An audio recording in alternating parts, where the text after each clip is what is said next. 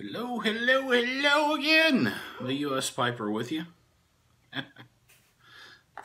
Once more. Smoking my new to me Savinelli State 321 Dolomiti, which I actually think I may have said correctly. I love the contrast stain, the way it can come through the rustication on that. Just a very, very pretty pipe. Got it for a pretty fair price. It's a 321, so it's kind of the smaller sibling to the 320, which I thought I'd give a try since it kind of has that more standard size chamber. I just thought I'd see how I'd like that, and I thought it would travel a little better. And sure enough, if I could find it, it does. Because this is a little hard shell eyeglass case. There's some pipe cleaners in there with a bend in them so they'll fit. I know the lighting's horrible, but check that out. And if I put a tamper in with it, it doesn't rattle. So that's pretty cool. I can throw that in my cargo pants side pocket or shorts or what have you. And it's a very easy way to have a pipe with me and still have enough protection on it. You know, and I'll usually have a tobacco pouch, not unlike this one, on the other side, in one of the big pockets. So, of course, I'll usually have something such as this in one of my front pockets. So no big deal there. And happy Friday once again.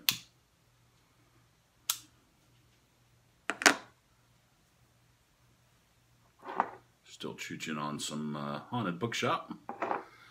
Since it is Friday, it is technically a Savinelli, so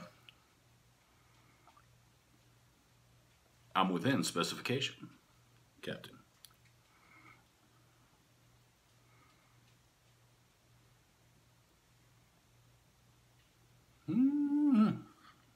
I'm enjoying this. I always forget how much I like this. Anyway, I'm embarrassed that I hadn't found his channel earlier. I believe I've heard the name referred to in a few different videos, and I just hadn't chased the rabbit holes back to the source, apparently. And I've done that twice in the last couple days. I've found a couple people, one of whom I thought I was already subbed to, Curmudgeon Piper. I'm like, I've heard his name a million times. Am I not subbed to him?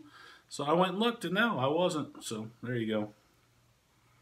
The only thing I can figure, I had another YouTube channel that wasn't pipe related, and I started watching pipe videos on it. And then when I decided I would start my own YTPC type channel for fun, I thought I had resubbed everybody. I may have missed a few that I probably did have on the other one. Forgive me, feeling a little bit puny, so I had to go down to a 321. Haha, dad humor made it in the other video, so sorry. I'm recycling. I'm sick. I can get away with it. I'm not really sick yet, but it's winning. My wife's had the crud for over a week, and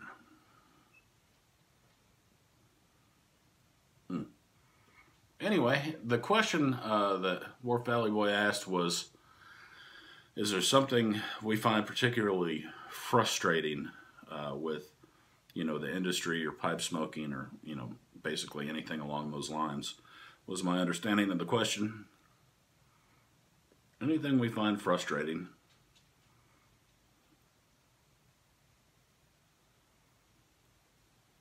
And I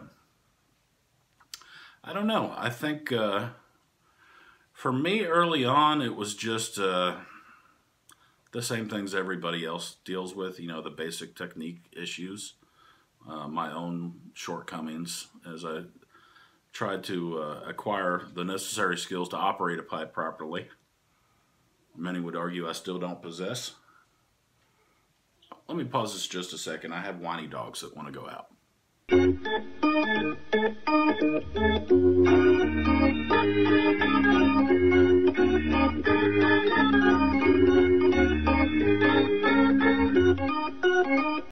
All right, disaster averted. The whiny butts are out, so they're momentarily happy.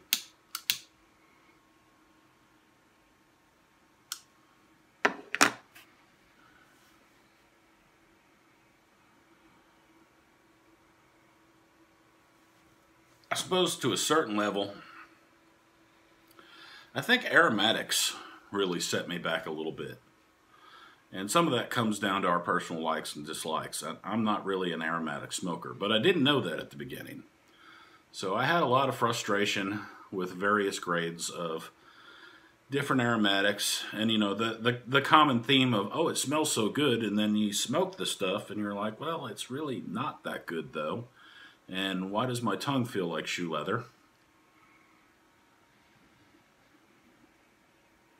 Which could have been mitigated by me drying it more appropriately too, which I eventually figured out.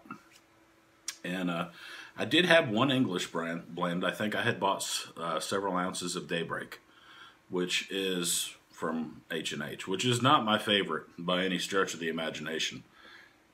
But it's an Oriental forward English, which is ironically what I ended up liking. With a decent amount of Latticke in it, not a ton, but you know, you're not going to miss it. But it was a little on the rough side, and it can be a little on the bitey side.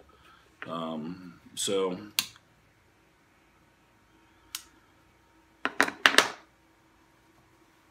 in the beginning, I think it was not knowing whether it was me or the tobaccos, as far as some things with, you know, it's hard to gauge your technique when you're also smoking things that work against you. I had my biggest and earliest successes with OTC tobaccos like Carter Hall and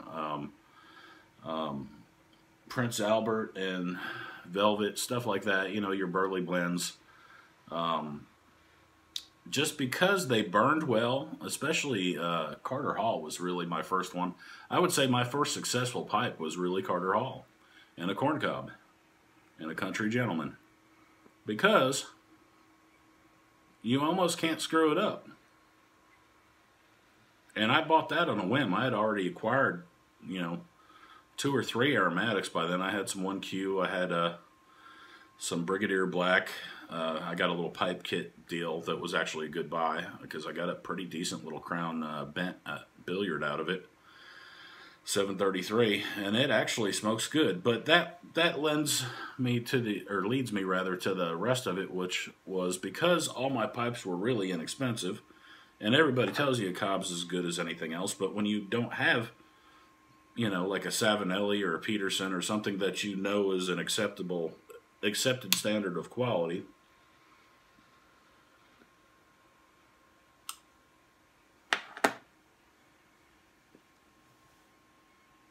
depending on who you talk to, not knowing whether it was me or what I was smoking through, and not knowing whether it was me or my choice of tobaccos a little bit. But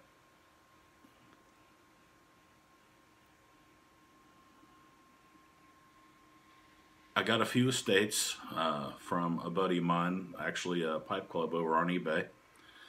And they were of good quality. And I also picked up my first Bones pipe, which was just a straight Bulldog. And, you know, it's not going to win a beauty contest, but it's a heck of a great smoking pipe. A great smoking pipe for 39 bucks. Can't beat it. And I smoked the crap out of that pipe.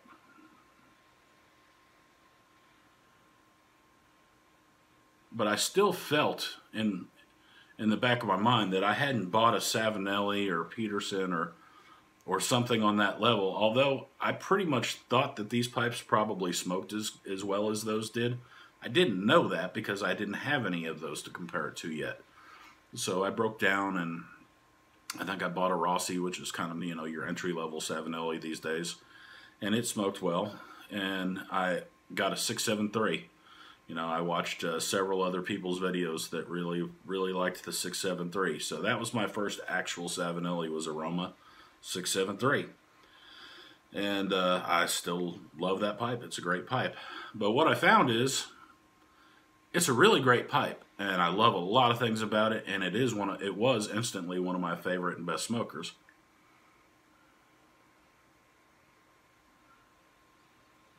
But the reason that pipe was the most important was because it helped me learn that most of the pipes that I had acquired at that point, and even the Crown at that point, I had a little bit of, I was smoking mostly Englishes and a few Balkans and like Pirate Cake and some stuff like that. and I had mostly left the aromatics behind. My wife still liked them. She'll have a pipe every once in a while, so I still have an assortment of them. But they're really for her at this point. I had pretty much given up on them and moved on. And what I found out is I really love all these other types of tobacco that are not aromatics. I still like one or two of the like English crossover types, like, you know, plum cake. I'll break that out once in a while. But, you know, your standard goopy aromatics, I'm not into that scene. It's just not my thing. And finding that out helped me a lot, because most of the other things I smoke are a lot harder to get bit with. And I didn't go to the Virginias and the Periques and stuff like that right away. I kind of stayed in the medium to heavy lat world for a while. So I felt like I was kind of protected a little bit there. I still smoked some OTC Burleys at the beginning too.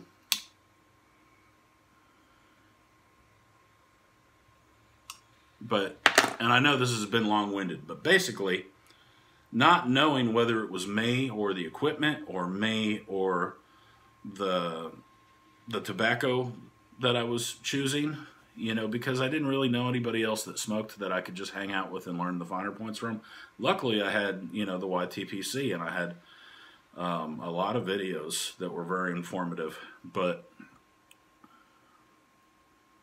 a smarter man would have found the one really good cigar and pipe shop in town that does have a club, a bit of a club, and I probably would have gone and hung out with them.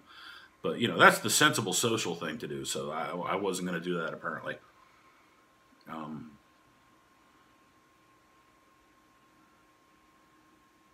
But, you know, ironically, getting a few nicer pipes let me know it's not an equipment race. It's slow down and take your time with these things. Do a better job of loading it. Do a better job of getting the moisture level right on your tobacco.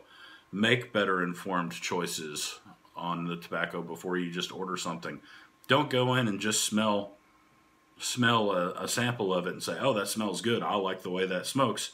You know, do a little more research before you start plunking down money on stuff. And go with something that's an accepted standard when you're not sure in a new area. You know, find a couple very commonly accepted, gold standard items and try those. And, you know, then you've got something to gauge the other things you try against. And it just took me a while to get that learning curve down. So there was a little bit of frustration in that time for me. It wasn't really the industry per se, because it was really my fault. You know, I wasn't social enough to go out and find a local pipe club, which there apparently actually more or less is one at the brick and mortar that I frequent occasionally now. Good people, and plenty of longtime smokers there that would have been happy and very pleased to spend time helping me figure stuff out, as would the owner and his wife. And I should have done that. So don't be me. Do that if you're just starting out. And, you know, that's kind of the best things that I can come up with meaningful. As far as the two people that I feel don't have anywhere near enough subs for their content level, I would say one of them has to be Old Hollywood Briar. Now, he'll have the occasional video that really isn't all about pipe smoking or anything, but most of his videos are about tobaccos and pipe, and he's somebody with, I'm assuming he must do it for a living, because he just does wonderful, wonderful videography and editing, and his production is just, I mean, it's slick.